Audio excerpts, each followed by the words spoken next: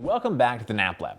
Today we're reviewing the IKEA Vagstranda. The Vagstranda is an 11-inch coil mattress with a pocketed coil support layer, topped with a thin 1-inch layer of polyfoam and a 1.75-inch cover. This mattress is extremely budget-friendly, but I do have concerns about its material quality and performance. Even at $500, the Vagstranda distinguishes itself from other IKEA mattresses by being one of the most expensive in their lineup. Other options that we previously reviewed, including the Vesteroy and Morgadal, are less than half that price. Still, the IKEA website lists the Vagstranda as one of their best sellers. So what makes it so popular? Will it perform significantly better than those other IKEA mattresses? We ran it through our battery of 10 objective and data-driven tests to find out.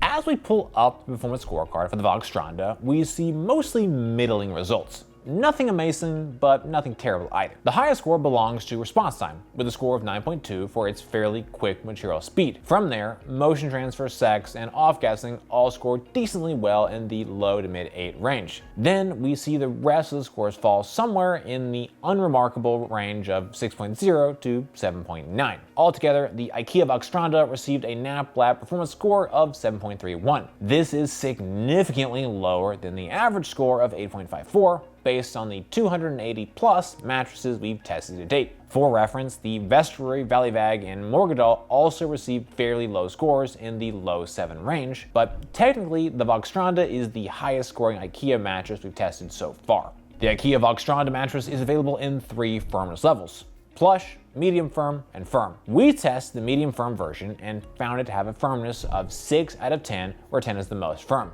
Based on the material quality and our experience of testing 280 plus mattresses to date, I would estimate the plush version to have a medium feel with a firmness level at 5 out of 10, and the firm version to have a level 7 out of 10, where 10 is the most firm. Next, we're going to talk through what the IKEA Vagstranda does best. First and foremost, the Vagstranda is great for those with a budget of around $500. While the average mattress is around $1,370, IKEA mattresses are super affordable by comparison. Second, the mattress provides adequate support in all sleep positions for sleeper bodies under 300 pounds. As long as you don't have high expectations for comfort and pressure relief, I don't think you'll be disappointed by the support. Third, we think this is a fine mattress as a temporary solution, but we certainly wouldn't recommend it for long-term use. However, all mattresses aren't ideal for all sleepers. Let's talk through the important consideration points for the Vagstranda. First, the mattress has fairly poor cooling performance despite very little foam material to hold onto heat. In our test, we found that it achieved a high maximum temperature and held onto its heat much longer than most other mattresses we test. Second, the mattress struggles to provide robust edge support for both sitting and lying. This is not ideal for sharing a bed where space is at a premium, or during the dance without pants, where a robust edge is essential for executing certain dance moves. Third, IKEA does not offer cash refunds if you decide to return the mattress. Instead, they only offer store credit. Most mattress brands on the market will offer a cash refund if you return the mattress. IKEA's refusal to do so is far from ideal in my view, and quite frankly, I view it as an anti-consumer policy. Your body weight and sleep position impact the types of mattress that are best able to support you. Our analysis is designed to help match the correct mattress to the right body types and sleeping positions. Support on the IKEA Vagstranda is fair. During our test, I felt the support was notably lacking. The lack of support is in part due to the relative quality of the coil unit, but also in part due to the comfort layer. In order to feel well supported, a mattress needs to be both comfortable and create a neutral spinal alignment for the body. This mattress struggles in both these areas. In our pressure relief test, I found the mattress to be uncomfortable. This discomfort means it's harder to lie in the same position for any extended period of time. The relative quality and quantity of comfort material means the body engages more with the 8-inch coil unit. In my view, this coil unit feels lower quality. I could notably feel the springs on my body, and I did not feel especially well supported in any sleep position. The mattress is equipped with an 8¼ inch support layer. This is 0.37 inches thicker than the average support layer thickness of 7.88 inches based on all of our tests to date. While it's great to see IKEA uses a standard height coil unit, it's also clear that the quality of the coil unit is lacking compared to many others on the market that we've tested. Based on all of our tests to date, an analysis of the materials, and my subjective experiences, I'm confident most sleepers will find support on the IKEA Vagstranda is fair.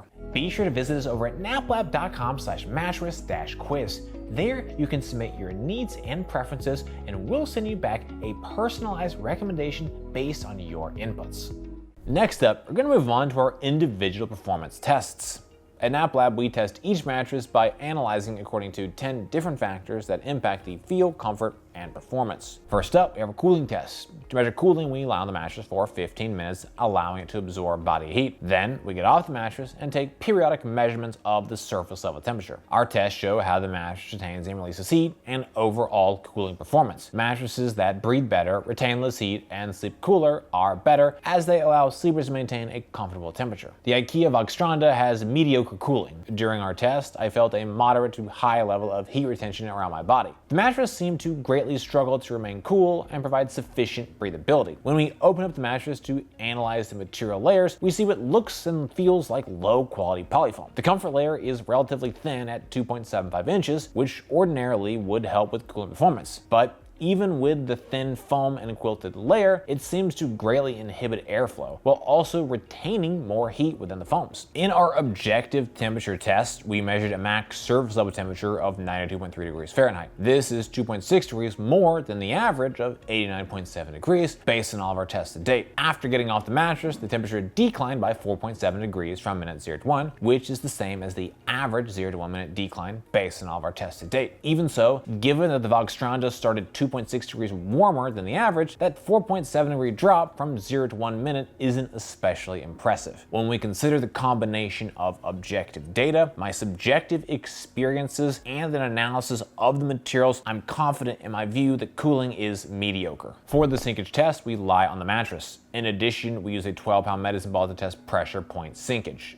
Deeper sinkage can cause sleepers to feel overly enveloped by the material layers, while less sinkage can make you feel that you're sleeping more on top of the mattress as opposed to in it. The IKEA Vagstranda has minimal sinkage. During our test, we measured a pressure point sinkage depth of 1.93 inches. This is 0.22 inches less sinkage than the average sinkage depth of 2.15 inches based on all of our tests to date. The mattress creates a balanced feel, but still leans more in the direction of lying on the mattress as opposed to sinking down in the mattress. In this way, our subjective experiences matched exactly what we measured with the below average level of sinkage. Lighter parts of the body, especially my head, legs, and arms, are floating more on the mattress and don't sink down very far. However, my butt and midsection are sinking down further into the mattress. Overall, I found the mattress has a more traditional coil and spring feel. While it does use foam, it's a fairly limited 2.75 inch comfort layer, with 1.75 inches of those foams being the quilted cover. To be comfortable on the Vagstranda, you'll absolutely need to prefer a more traditional coil mattress feel, a mattress that floats the body more, and has a more restrained sinkage depth. To test the motion transfer, we place one 12-pound medicine ball on one side of the mattress and drop another 12-pound medicine ball on the opposite side. In addition, we use an accelerometer to objectively measure the motion generated by the medicine ball drop. Lower motion transfer is better, as it helps sleeping partners avoid disturbing each other during the night. The IKEA Vagstranda has a low level of motion transfer. During our test, we measured a total acceleration range of 8.09 meters per second squared. This is 8% less motion transfer than the average of 8.78 meters per second squared. Typically, coil mattresses struggle more with motion transfer. However, the Vagstranda handled motion well. The mattress is equipped with a thick 1.75 inch quilted cover. The quilting material and foam feel relatively loose within the cover. I believe this type of cover design and the materials may not be great in terms of pressure relief, but they seem to help mitigate motion. In addition, the total level of bounce was more restrained, being below average at just 9.24 inches. The lower than average bounce is absolutely helping to reduce motion. In our motion transfer chart, which visualizes our accelerometer data, we can see the highest motion peaks from 0 to 0.15 seconds. Motion drops thereafter, but we do see a secondary motion spike from 0.44 to 0.57 seconds. By 1.01 seconds, we return to near zero levels of energy. Mattresses with the lowest motion are able to disperse all energy within 0.3 seconds. Needless to say, the IKEA Vagstranda is far from that level. While the mattress does a great job of keeping the max motion level in check, motion persists on the mattress for a full second. Overall, I'm pleased with the level of motion, and I don't expect it to be an issue for most sleepers. To test response time, we place a 12-pound medicine ball on the mattress. Once it's fully at rest, we then quickly remove it and objectively measure the amount of time it takes for the mattress to recover and resume its original shape. A faster response time is better, as quicker responding material layers better adapt to your changes in movement and prevent any type of a stuck feeling. The IKEA Vagstranda has an extremely fast mostly recovered response time and a moderate fully recovered response time. In our mostly recovered test, we measured a recovery speed of 0.2 seconds, which is 0.22 seconds faster than the average of 0.42 seconds, based on all of our tests to date. In our fully recovered responsive test, we measured a recovery speed of 1.2 seconds, which is 0.25 seconds slower than the average of 0.95 seconds. While the 1-inch polyfoam and spring unit rebound back to shape extremely quickly, the materials within the quilted cover do take a moment or so to fully return to their original shape. While the full recovery speed is 0.25 seconds slower than the average, it's still nothing I would describe as problematic. To run the bounce test, we drop a 12-pound medicine ball onto the mattress. We measure the maximum depth the ball sinks to before rounding up, as well as the maximum height it achieved on the bounce. Bounce is a preferential factor. Some prefer more, others less.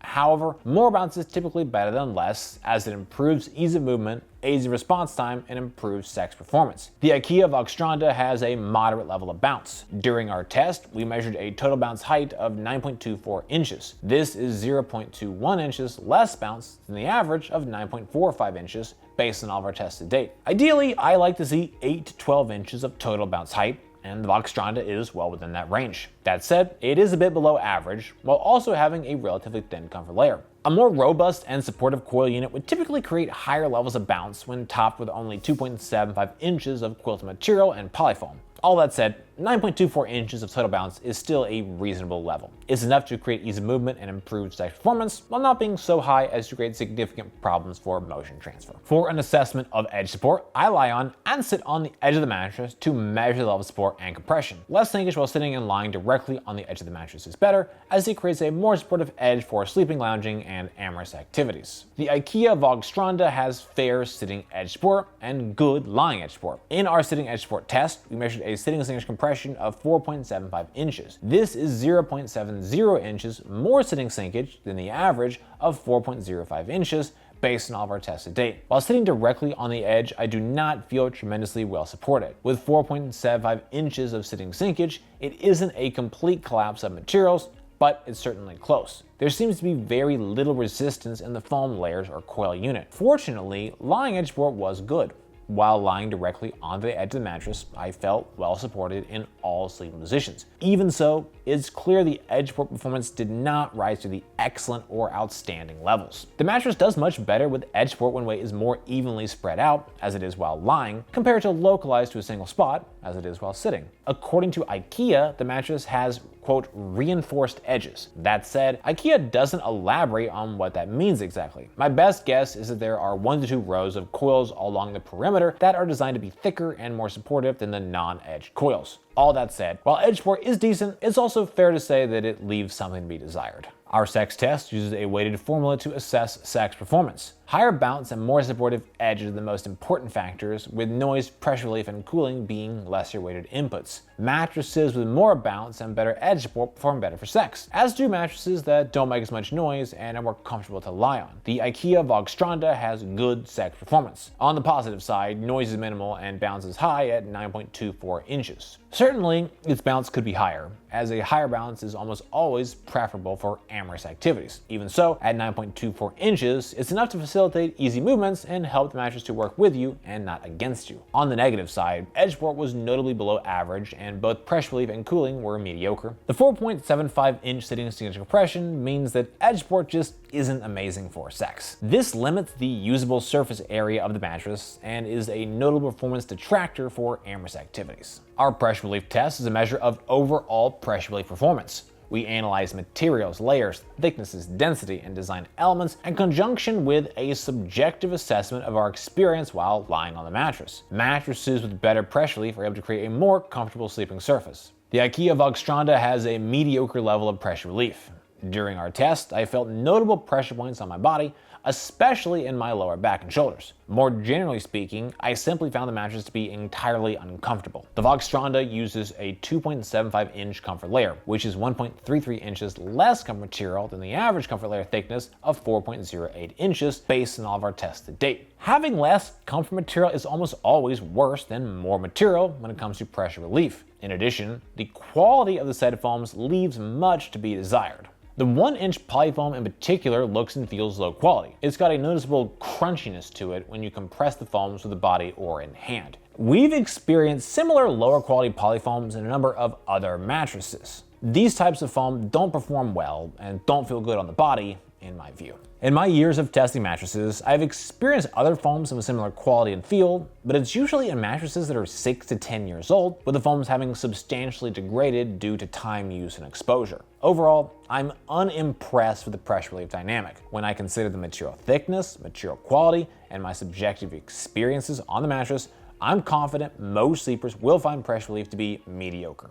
To evaluate off-gassing, we assess the mattress following the initial unboxing, taking a subjective measure of any strong smells. We monitor the mattress over a period of days until the mattress no longer has a strong odor. Mattresses with a less strong odor or an odor dissipates more quickly are better. The IKEA Vagstranda had a strong smell upon the initial unboxing. The smell lasted for 6 days. This is 0.4 days less than the average of 6.4 days. Notably, the mattress has a very unusual smell. Typically, mattresses will have a polyurethane type of a smell. In this case, the smell was a bit like a mix of cigarettes and Berber carpet. It's both an unusual and a more unique smell. Other IKEA mattresses we've tested in the past also have had this similar unusual smell. The company score takes a look at the factors that may influence your experience with the mattress. Factors include length of the trial period, warranty, shipping costs, return costs, trust, and country of origin. IKEA mattresses have a 180-night trial period and a 10-year warranty. Shipping costs $19 for the mattress, but returns are free. That said, returns are issued as a store credit and not an actual refund back to your bank account. In my view, this is a terrible refund policy. If I make a purchase I'm unhappy with, I should be able to return the mattress for a full cash refund. A large percentage of mattress brands allow you to do exactly that, with a much smaller percentage charging fees, only allowing store credit returns or not allowing returns at all. Being stuck with store credit just doesn't feel great, especially on a product that's hundreds of dollars. So, should you buy the IKEA Vagstranda? Frankly, I don't think so. IKEA does have super cheap mattresses, but I've yet to find one that's impressed me with its performance. There are simply too many other options around $500 with performance scores closer to a 9 rather than a 7, including the Sienna, Zomastar, and Lisa Studio. As a result, I simply cannot recommend the IKEA Vagstranda. Well guys, that's it for this video. I hope you found it helpful. Comments or questions, please drop us those notes down below. If you're interested in buying the IKEA Vagstranda, though I don't recommend it, we've got links in the description. For more from NapLab, be sure to get subscribed, ring that bell, and visit us over at naplab.com. As always, thank you so much for watching.